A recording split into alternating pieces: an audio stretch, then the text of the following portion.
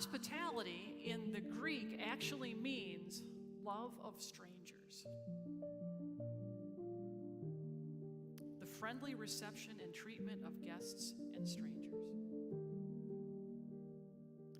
So for us, for those of us who are following Jesus, hospitality is spending time with others and entering into their stories.